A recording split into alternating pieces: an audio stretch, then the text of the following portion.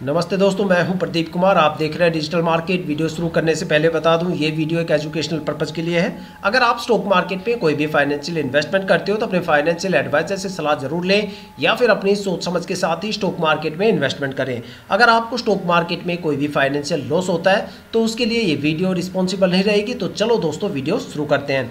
दोस्तों, आज हम बात करने वाले हैं मिंडा कॉर्पोरेशन स्टॉक के बारे में। देखा जाए तो ये स्टॉक ऑटोमोबाइल सेक्टर से बिलोंग करता है। देखो, आज स्टॉक के बारे में दो ऐसी इंपॉर्टेंट चीजें मैं आपको बताने वाला हूं। अगर वो दोनों बातें आप बारीकी से किसी भी स्टॉक के बारे में जान जाते हो तो समझ लो आपने उस स्टॉक के बारे में 60 से लेके जो 80% तक डीप फंडामेंटल एनालिसिस है वो मात्र चंद मिनट की वीडियो में कर डाली।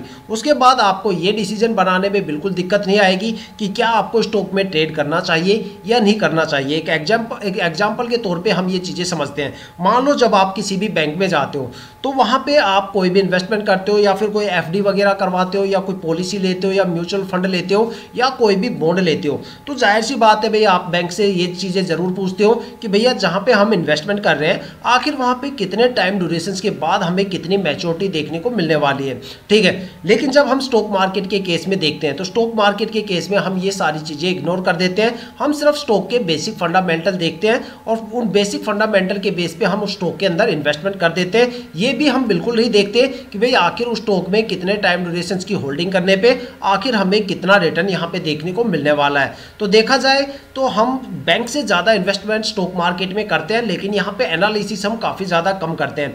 देखो, अगर आपको पता चल जाए, एक आइडिया आपको मिल जाए कि भाई जहाँ पे आप इन्वेस्टमेंट कर रहे हो आखिर वहाँ पे आपको कितने कितने टाइम ड्यूरेशन की होल्डिंग करने पर आखिर आपको कितना रिटर्न मिलेगा, तो यहाँ पे आपके लिए काफ़ी ज़्यादा चीज़ें रिजोल्व हो जाती है। ठीक है, तो आज इस वीडियो में मैं आपको दो ऐसी बारीक चीज़ें बताने वाला हूँ। एक तो स्टॉक के पिछले 5 साल के रिटर्न के बारे में, और जहाँ पे मैं ये बताने की कोशिश करूंगा कि भाई स्टॉक ने पिछले 5 सालों में आखिर अपने इन्वेस्टर्स को कितना रिटर्न दिया है और कितनी ज़्यादा वहाँ पे हमें गिरावट देखने को मिलती है। जहाँ से आपको एक आइडिया देखने को मिलेगा, एक पैटर्न यहाँ पे आपको देखने को मिलेगा कि भाई जिस स्टॉक में आप इन्वेस्टमेंट कर रहे हो वो स्टॉक शॉर्ट टर्म में ज़्यादा प्रॉफिटेबल है या फिर लॉन्ग टर्म में ज़्यादा प्रॉफिटेबल है, या फिर ऐसे कौन कौन से नेगेटिव टाइम ड्यूरेशन हो सकते हैं जहाँ पे आपको स्टॉक में एक अच्छी खासी गिरावट देखने को मिल सकती है, या फिर ऐसे कौन कौन से टाइम ड्यूरेशन हो सकते हैं जहाँ पे आपको स्टॉक से भर भर के रिटर्न देखने को मिल सकता है। मैक्सिमम स्टॉक में आपको कितनी ज़्यादा गिरावट देखने को मिल सकती है और मैक्सिमम ये स्टॉक कितना ज़्यादा रिटर्न देने का दम रखता है। साथ में एक नज़र डालेंगे स्टॉक के होल्डिंग पैटर्न के बारे में। कुछ चीज़ें ऐसी हैं जो मुझे आपको बतानी है होल्डिंग पैटर्न के बारे में, कुछ बारीकियां समझानी है आपको होल्डिंग पैटर्न के बारे में, और साथ में एक निष्कर्ष तक पहुंचने की कोशिश करेंगे कि क्या हमें स्टॉक में ट्रेड लेना चाहिए या नहीं लेना चाहिए। तो आपके काफ़ी ज़्यादा सवालों के जवाब इस वीडियो में छुपे हुए हैं। वीडियो को पूरा जरूर देखिएगा। आई होप कि यहाँ से आपको काफ़ी ज़्यादा वैल्यूएबल इन्फॉर्मेशन देखने और सुनने को मिलने वाली है। तो चलो दोस्तों, वीडियो शुरू करते हैं। दोस्तों, अगर बात करें मिंडा कॉर्पोरेशन स्टॉक के पिछले 5 साल के रिटर्न के बारे में, तो देखते हैं स्टॉक ने पिछले 5 सालों में शॉर्ट टर्म और लॉन्ग टर्म में आखिर कितने कितने टाइम ड्यूरेशन की होल्डिंग करने पे आखिर अपने इन्वेस्टर्स को कितना रिटर्न दिया और कितनी ज़्यादा यहाँ पे हमें गिरावट देखने को मिलती है। अगर स्टॉक में शॉर्ट टर्म को लेके देखा जाए तो देखते हैं शॉर्ट टर्म में आखिर कितने कितने टाइम ड्यूरेशन की होल्डिंग करने पे आखिर स्टॉक ने अपने इन्वेस्टर्स को कितना रिटर्न दिया और कितनी बड़ी यहाँ पे हमें गिरावट देखने को मिलती है। अगर स्टॉक में 1 वीक की होल्डिंग की बात करें तो 1 वीक में स्टॉक में 2.25% की गिरावट दर्ज हुई है, और अगर स्टॉक में 1 मंथ की होल्डिंग की बात करें तो 1 मंथ में स्टॉक ने 15% से ज़्यादा का रिटर्न दिया है, और अगर स्टॉक में 3 महीने की होल्डिंग की बात करें तो 3 महीने में स्टॉक ने करीब 13.25% से ज़्यादा का रिटर्न दिया है, और अगर स्टॉक में 6 महीने की होल्डिंग की बात करें तो 6 महीने में स्टॉक ने करीब 23.5% से ज़्यादा का रिटर्न गेन किया है, और अगर स्टॉक में 9 महीने की होल्डिंग की बात करें तो 9 महीने में स्टॉक ने करीब 39.5% से ज़्यादा का रिटर्न दिया है। अब बात करने वाले स्टॉक के लॉन्ग टर्म को लेके देखते हैं लॉन्ग टर्म में अलग अलग टाइम ड्यूरेशन की होल्डिंग करने पे आखिर हमें स्टॉक से कितना रिटर्न देखने को मिल सकता है और कितनी ज़्यादा यहाँ पे हमें गिरावट देखने को मिल सकती है। अगर स्टॉक में लॉन्ग टर्म में 1 ईयर की होल्डिंग की बात करें तो 1 साल में स्टॉक ने करीब 44% से ज़्यादा का रिटर्न दिया है, और अगर स्टॉक में 2 साल की होल्डिंग की बात करें तो 2 साल में स्टॉक ने अपने इन्वेस्टर्स को 157% के करीब रिटर्न दिया है। देखा जाए तो स्टॉक ने 2 साल में अपने इन्वेस्टर्स का पैसा करीब 1.5 गुना से ज़्यादा करके दिया है। अगर स्टॉक में 3 साल की होल्डिंग की बात करें तो 3 साल में स्टॉक ने 203% से ज़्यादा का रिटर्न दिया है। देखा जाए तो 3 साल में स्टॉक ने अपने इन्वेस्टर्स का पैसा करीब 2 गुना से ज़्यादा करके दिया है। अगर स्टॉक में 4 साल की होल्डिंग की बात करें तो 4 साल में स्टॉक ने करीब 550% से ज़्यादा का रिटर्न दिया है। देखा जाए तो 4 साल में स्टॉक ने अपने इन्वेस्टर्स का पैसा करीब 5.5 गुना से ज़्यादा करके दिया है। अगर स्टॉक में 5 साल की होल्डिंग की बात करें करें तो 5 साल में स्टॉक ने करीब 437% से ज़्यादा का रिटर्न दिया है। देखा जाए तो स्टॉक ने 5 साल में अपने इन्वेस्टर्स का पैसा करीब 4.25 गुना से ज़्यादा करके दिया है। अगर एक कंक्लूजन निकाल के देखा जाए तो ये स्टॉक शॉर्ट टर्म में भी काफ़ी ज़्यादा प्रॉफिटेबल है और ये स्टॉक लॉन्ग टर्म में भी काफ़ी ज़्यादा प्रॉफिटेबल है। शॉर्ट टर्म की अगर सबसे बेस्ट टाइम ड्यूरेशन की बात करें तो यहाँ पे 9 मंथ का टाइम ड्यूरेशन रहा है, जहाँ पे स्टॉक ने करीब 39.5% से ज़्यादा का रिटर्न दिया है। अगर स्टॉक में लॉन्ग टर्म के सबसे बेस्ट टाइम ड्यूरेशन की बात करें तो यहाँ पे 4 साल का टाइम ड्यूरेशन रहा है, जहाँ पे स्टॉक ने करीब 550% से ज़्यादा का रिटर्न दिया है, 557% के करीब रिटर्न दिया है। देखा जाए तो 4 साल में स्टॉक ने अपने इन्वेस्टर्स का पैसा करीब 5.5 गुना से ज़्यादा करके दिया है। अगर देखा जाए तो ये स्टॉक शॉर्ट टर्म और लॉन्ग टर्म दोनों में काफ़ी ज़्यादा प्रॉफिटेबल है। आप यहाँ पे किसी भी टाइम ड्यूरेशन में एंट्री ले सकते हो, लेकिन एग्जिट करते टाइम मैं आपको यही सजेस्ट करूंगा कि चाहे आप शॉर्ट टर्म में इन्वेस्टमेंट करो या लॉन्ग टर्म में, आप स्टॉक से जितने लंबे टाइम ड्यूरेशन के बाद एग्जिट करोगे उतना भर भर के रिटर्न आपको स्टॉक से देखने को मिलने वाला है। देखा जाए तो एक तरफ अगर मार्केट में देखा जाए तो काफ़ी ज़्यादा गिरावट हमें देखने को मिल रही है। अगर अगस्त और सितंबर से बात करें, अगस्त और सितंबर 2024 से बात करें तो अगस्त 2024 में और सितंबर 2024 में हमें इंडियन स्टॉक मार्केट में दो सबसे बड़े क्रैश देखने को मिले, जिसका मेन जो ओरिजिन था वो था यूरोप के मार्केट, क्योंकि यूरोप के हालात काफ़ी ज़्यादा खराब थे, जिसको लेके ग्लोबल मार्केट में एक बड़ी गिरावट हुई, जिसको चलते इंडियन स्टॉक मार्केट में भी हमें दो सबसे बड़ी गिरावट देखने को मिली।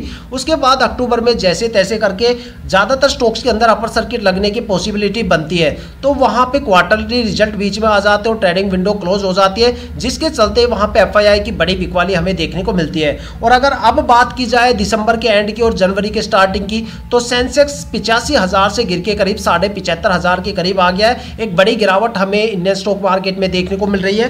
काफ़ी ज़्यादा स्टॉक ऐसे हैं जहाँ पे प्रमोटर पूरी तरह से गायब हो चुके हैं, मतलब जो कंपनी के सबसे ट्रस्टवर्दी इन्वेस्टर्स होते हैं वो पूरी तरह से गायब हो गए, जैसे कि पेटीएम हो गया, आईसीआईसीआई बैंक हो गया, एचडीएफसी बैंक हो गया, जोमेटो हो गया, पेटीएम हो गया, ठीक है। और यहाँ पे डिलीवरी जो एक कुरियर कंपनी है उसका स्टॉक हो गया, जहाँ पे पूरी तरह से प्रमोटर गायब हो चुके हैं। और काफ़ी ज़्यादा स्टॉक ऐसे हैं जहाँ पे गिरावट का सिलसिला लगातार चल रहा है, जहाँ पे गिरावट रुकने का नाम नहीं ले रही, जैसे स्प्राइट एग्रो हो गया, केईसी इंटरनेशनल हो गया, ठीक है, साथ में और भी जैसे वर्टोज हो गया, कामधेनु वेंचर हो गया। तो काफ़ी ज़्यादा स्टॉक है जहाँ पे लगातार गिरावट का माहौल बना हुआ है। रतन पावर है, वो भी काफ़ी ज़्यादा वहाँ पे हमें गिरावट देखने को मिलती है। लेकिन अगर मार्केट की इन 6 महीने से या 7 महीनों में जो मार्केट में गिरावट हुई है, उस गिरावट को अगर स्टॉक के साथ कंपेयर करके देखा जाए तो ऐसा लगता है कि जैसे भाई स्टॉक में हमें कोई मार्केट की गिरावट का फर्क देखने को नहीं मिल रहा, बल्कि हर एक टाइम ड्यूरेशन पे ये स्टॉक पॉजिटिव मोमेंटम के साथ आगे बढ़ रहा है और हर एक टाइम ड्यूरेशन पे इसने अपने इन्वेस्टर्स को गिरावट की जगह भर भर के एक अच्छा खासा रिटर्न भी दिया है। तो यही एक स्टॉक के बारे में सबसे बड़ी पहचान होती है कि भाई जिस स्टॉक में आप इन्वेस्टमेंट कर रहे हो आखिर वो मार्केट की गिरावट में कितना गिरावट आपको दे सकता है। और अगर मार्केट क्रैश हो जाती है, खासतौर पर लीप ईयर जब लिक्विडिटी को हैंडल किया जाता है, ऐसे टाइम अगर मार्केट गिर जाती है तो स्टॉक के अंदर कितनी गिरावट देखने को मिलती है। क्या स्टॉक के अंदर दम है मार्केट की गिरावट से अपने आप को बचाने का? यही एक सबसे बड़ा पॉइंट हमें उस स्टॉक में देखने को मिलता है, जो स्टॉक में हमें काफ़ी बेखूबी से देखने को मिलता है। देखा जाए तो मार्केट की गिरावट पे का इस स्टॉक पे कोई भी फर्क नहीं पड़ रहा, बल्कि मक्खन की तरह ये स्टॉक मार्केट में ताबड़तोड़ चल रहा है। लेकिन क्या या इस स्टॉक के इन चीज़ों के बेस पे हम ये डिसीजन ले सकते हैं कि भाई क्या इस स्टॉक में हमें इन्वेस्टमेंट करना चाहिए या नहीं करना चाहिए? देखो ये सारे जितने भी रिटर्न होते हैं वो अनसर्टेनिटी को जन्म देते हैं। देखो जो रिटर्न्स है वो पिछले साल के बेस पे है और ठीक है, करंट यहाँ पे जो चल रहे हैं रिटर्न वो यहाँ पे इतना टाइम ड्यूरेशन तक आपको इम्पैक्ट कर सकता है। लेकिन मार्केट में काफ़ी ज़्यादा गिरावट हो रही है, तो उससे ये हो सकता है भाई 1 वीक में स्टॉक ने एक अच्छी खासी गिरावट दिखाई है, तो भाई हो सकता है आने वाले टाइम में अब यहाँ पे कोई और भी गिरावट देखने को मिल सकती है। इन चीज़ों को हम कैसे क्लियर करें? क्या इस स्टॉक में इन्वेस्टमेंट करना चाहिए, नहीं करना चाहिए, उस चीज़ को कैसे क्लियर करें? तो उसके लिए हमें स्टॉक के पिछले 5 साल के रिटर्न के साथ साथ स्टॉक का होल्डिंग पैटर्न भी देखना काफ़ी ज़्यादा जरूरी है। देखो ज़्यादातर बंदे होल्डिंग पैटर्न को सिर्फ एक आंकड़ों की नज़र से देखते हैं। यहाँ पे मैं कुछ बारीकियाँ आपको बताऊंगा कि होल्डिंग पैटर्न को आपको कैसे चेक करना चाहिए। तो चलो बताता हूँ। देखो किसी भी स्टॉक में इन्वेस्टमेंट करने से पहले वहाँ पे प्रमोटर की होल्डिंग 50% या उससे ज़्यादा होनी चाहिए। अगर किसी भी स्टॉक के अंदर प्रमोटर की होल्डिंग 50% या उससे कम है तो समझ लो वहाँ पे प्रमोटर अपनी होल्डिंग को जल्दी से रिलीज करने की कोशिश करेंगे, जहाँ पे आपको आने वाले टाइम में स्टॉक के अंदर स्ट्रेस लेवल ज़्यादा देखने को मिलेगा और स्टॉक के रिटर्न काफ़ी ज़्यादा कम देखने को मिलेंगे। लेकिन अगर किसी भी स्टॉक में प्रमोटर की होल्डिंग 50% से ज़्यादा है, मान लो 70, 80, 90% या इससे ज़्यादा है, तो स्टॉक या तो मल्टीबैगर बन जाता है या फिर वो स्टॉक लंबे टाइम तक एक अच्छा खासा रिटर्न देता है, क्योंकि कंपनी के साथ दो सबसे ज़्यादा ट्रस्टवर्दी इन्वेस्टर्स होते हैं, जहाँ पे प्रमोटर और DII होते हैं जो कंपनी के साथ लंबे टाइम तक रुकते हैं और अपनी होल्डिंग को धीरे धीरे करके रिलीज करते हैं। लेकिन अगर उन्हीं की होल्डिंग के अंदर गिरावट ज़्यादा हो जाए तो उसके बाद स्टॉक में एक बड़ी गिरावट हमें देखने को मिल सकती है। अब बात करने वाले दो सबसे ज़्यादा पैनिक इन्वेस्टर्स की कैटेगरी के बारे में। अगर आपको ये लग रहा है कि भाई स्टॉक मार्केट में सबसे ज़्यादा पैनिक इन्वेस्टर्स यहाँ पे पब्लिक इन्वेस्टर्स होते हैं, तो फिर आप काफ़ी ज़्यादा गलत हो। इसका मतलब आपको जो डीपली जो फंडामेंटल एनालिसिस है आपको उसको इंप्रूव करने की काफ़ी ज़्यादा ज़रूरत है, क्योंकि पब्लिक इन्वेस्टर्स से सबसे ज़्यादा पैनिक इन्वेस्टर्स की जो कैटेगरी होती है वो FII की होती है। FII का मतलब होता है फॉरेन इंस्टीट्यूशनल इन्वेस्टर्स, वो इन्वेस्टर्स जो डोमेस्टिक मार्केट के साथ साथ ग्लोबल मार्केट में भी इन्वेस्टमेंट करते हैं, जो पब्लिक इन्वेस्टर्स से हमेशा 2 कदम आगे चलते हैं। जब उनको पता चलता है ग्लोबल मार्केट में कोई बड़ी गिरावट होने वाली है तो वो डोमेस्टिक मार्केट में सबसे पहले बिकवाली करते हुए नजर आते हैं। जब वो बिकवाली करते हैं या फिर बिकवाली करके निकल जाते हैं, तब पब्लिक इन्वेस्टर्स को समझ में आता है भाई मार्केट में कोई बड़ी गिरावट होने वाली है या फिर कोई बड़ी गिरावट यहाँ पे जन्म लेने वाली है।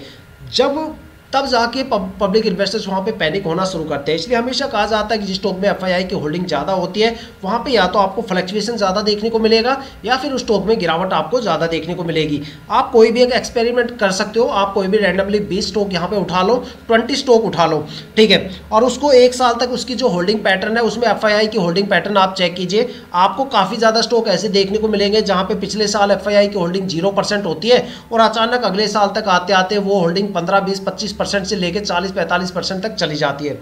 कुछ स्टॉक आपको ऐसा देखने को मिलेगा जहां पे पिछले साल FII की होल्डिंग 15, 20, 25% से लेकर 40% तक होती है और अगले साल तक आते आते वो होल्डिंग या तो 5-7% रह जाती है या फिर बिल्कुल 0% हो जाती है। तो इसी वजह से कहते हैं कि जिस भी स्टॉक में आप इन्वेस्टमेंट करो वहाँ पे प्रमोटर की होल्डिंग ज़्यादा से ज़्यादा होनी चाहिए और FII की होल्डिंग कम से कम होनी चाहिए। उस स्टॉक से आप एक अच्छा खासा रिटर्न मार्केट से गेन कर सकते हो। अब बात करने वाले हैं स्टॉक के होल्डिंग पैटर्न के बारे में। देखते हैं स्टॉक का होल्डिंग पैटर्न क्या बोलता है, आखिर पिटारे से क्या निकल के आता है। अगर स्टॉक के अंदर प्रमोटर की होल्डिंग की बात करें तो यहाँ पे प्रमोटर की होल्डिंग 64.84% है और जो अगर पिछले साल से कंपेयर किया जाए तो पिछले साल भी ये होल्डिंग 64.84% थी। तो यहाँ पे हमारे 2 पॉइंट क्लियर हो जाते हैं। सबसे पहला पॉइंट कि भाई यहाँ पे जो प्रमोटर की होल्डिंग है वो 50% से ज़्यादा है। दूसरा कि यहाँ पे आपको पिछले ईयर के कंपेरिजन में क्वार्टर टू क्वार्टर हमें प्रमोटर की होल्डिंग में कोई भी चेंजेस देखने को नहीं मिलता। इसका मतलब ये है कि भाई प्रमोटर अपनी होल्डिंग में कोई भी चेंजेस नहीं कर रहे, वो कंपनी के साथ काफ़ी लंबे टाइम तक रुकने की कोशिश कर रहे हैं। अगर दूसरे सबसे ज़्यादा ट्रस्टवर्दी इन्वेस्टर्स की बात करें तो वो DII होता है। अगर DII की होल्डिंग की बात करें तो यहाँ पे 18.42% DII की होल्डिंग है जो पिछले साल 16.66% थी। देखा जाए तो पिछले साल के कंपेरिजन में इस साल DII की होल्डिंग में बड़ा इजाफा हमें देखने को मिलता है और ये सबसे ज़्यादा पॉइंट है कि जो स्टॉक के सबसे ज़्यादा ट्रस्टवर्दी इन्वेस्टर्स होते हैं उन दोनों ने, उनमें से एक तो प्रमोटर जिनकी होल्डिंग 50% से ज़्यादा है और साथ में ही अपनी होल्डिंग को मेंटेन करके चल रहे हैं, यहाँ पे कोई भी खास चेंजेस देखने को नहीं मिल पा रहा। साथ में DII की होल्डिंग में लगातार हमें एक अच्छी खासी यहाँ पे ग्रोथ देखने को मिलती है। अब बात करने वाले हैं 2 सबसे ज़्यादा पैनिक इन्वेस्टर्स की कैटेगरी के बारे में। तो यहाँ पे अगर FII की होल्डिंग की बात करें तो पिछले साल देखो यहाँ पे FII की होल्डिंग 0% थी और अचानक इस साल आते आते 7.99% हो गई, करीब 8% के करीब हो गई।